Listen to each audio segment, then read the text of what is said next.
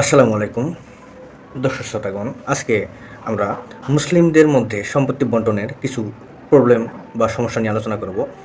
আমরা 5টি প্রবলেম নিয়ে আলোচনা করব। একজন মুসলিম যখন মৃত্যুবরণ করেন তখন তার সম্পত্তি কিভাবে বন্টন করা হবে, তার কে কে ওয়ারিশ আছে তার উপর ভিত্তি করে আমরা কিভাবে সম্পত্তিগুলো বন্টন করব সেগুলো নিয়ম সহ আমরা আলোচনা করি। চলুন তাহলে।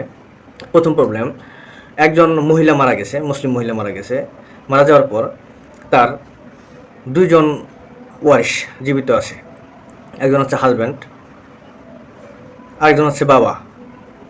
তাহলে আমরা জানি যে যদি কোনো সন্তান না থাকে, পুত্র পুত্রে পুত্র পুত্রে পুত্রে পুত্র বা কন্যা পুত্রে কন্যা পুত্রে পুত্রে কন্যা, এরকম নিচের দিকের কেউ যদি না থাকে, তাহলে হাজব্যান্ড অর্থাৎ স্বামী হাফ অংশ সম্পত্তি পায়।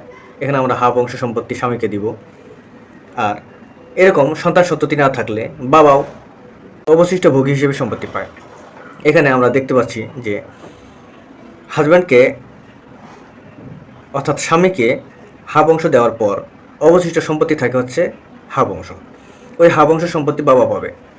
সবাইকে সম্পত্তি দেওয়ার পর সম্পূর্ণ সম্পত্তি এক অংশ হয়ে যায়। তার মানে হচ্ছে সম্পত্তি বন্টন আমাদের পরিপূর্ণ হয়েছে, সম্পূর্ণভাবে বন্টন করতে পেরেছি। দ্বিতীয় সমস্যা যদি আমরা দেখি, এখানে একজন মুসলিম পুরুষ মারা গেছেন, তার একজন স্ত্রী আছে, একজন কন্যা আছে। তাহলে কিভাবে আমরা সম্পত্তি বন্টন করে দেব? প্রথমত হচ্ছে কন্যা সন্তানের মধ্যে পড়ে, তাহলে ওয়াইফ পাবে 8/1 এবং কন্যা, এখানে শুধুমাত্র কন্যা একজন হওয়ার কারণে হাফ অংশ পাবে। এখানে ওয়াইফ পেল 8/1 এবং কন্যা হাফ অংশ। এখন হাফ অংশকে হর যদি 1 করতে চাই, তাহলে আমাদেরকে নিচে 8 বানাইতে হবে, হরকে 8 বানাইতে হবে। তাহলে 8 বানাইলে উভয় পক্ষে 4 দিয়ে গুণ করলে তাহলে 8-এর 4 অংশ হয়। তাহলে মোট সম্পত্তি আমরা যদি বন্টন করে দেই, তাহলে সম্পত্তি হয় 8-এর 5 অংশ।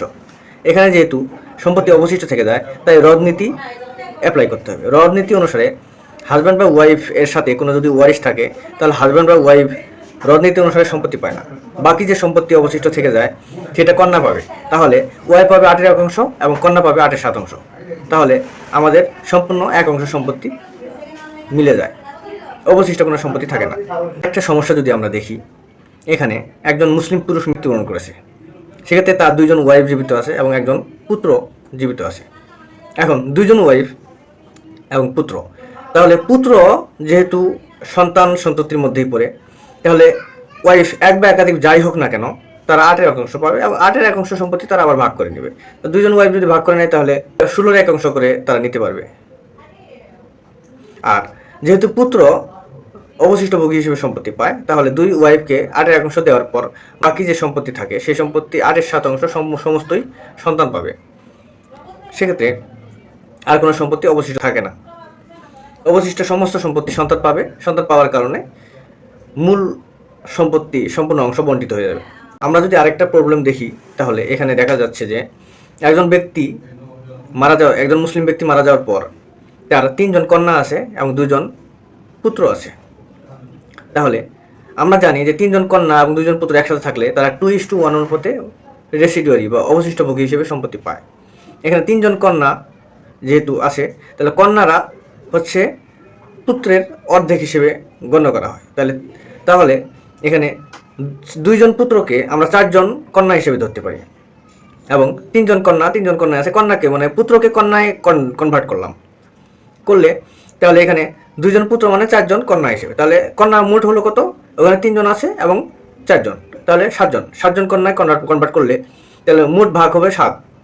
এখন 3জন কন্যা যেহেতু, তাহলে 3জন কন্যাকে আমরা 7-এর 3 অংশ দিয়ে দিলাম এবং 2জন পুত্র যেহেতু 4জন কন্যার সমান আছে, তাহলে 2জন পুত্রকে আমরা 4জন কন্যার সমান, তাহলে 7-এর 4 অংশ দিয়ে দিলাম। তাহলে আমাদের ফ্র্যাকশন দাঁড়ালো 3জন কন্যা 7-এর 3 অংশ এবং 2জন পুত্র 7-এর 4 অংশ সম্পত্তি পাবে এবং তারা নিজেদের মধ্যে আবার অংশ অনুযায়ী ভাগ করে নেবে।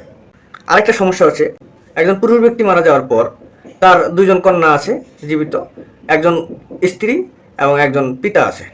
তাহলে কীভাবে আমরা সম্পত্তি বন্টন করব? 2জন কন্যা থাকার কারণে 3-এর 2 অংশ তারা সম্পত্তি পেল। একজন স্ত্রী থাকার কারণে যেহেতু কন্যা আছে তাই স্ত্রী 8-এর 1 অংশ সম্পত্তি পেল। পিতা যেহেতু কন্যা আছে তাহলে পিতা 1/6 অংশ পাবে এবং তার সাথে সাথে অবশিষ্ট ভোগী হিসেবে সম্পত্তি পায়। তাহলে আমরা যদি এটা বন্টন করতে চাই, ফ্র্যাকশন যদি একই রকম করতে চাই, তাহলে আমাদের হর হিসেবে 24 ধরতে হয়। 24 ধরলে আমরা দুইজন কন্যাকে 24-এর 16 অংশ, একজন স্ত্রীকে 24-এর 3 অংশ, একজন পিতাকে 1/6 অংশ হিসেবে 24-এর 4 অংশ দিলাম।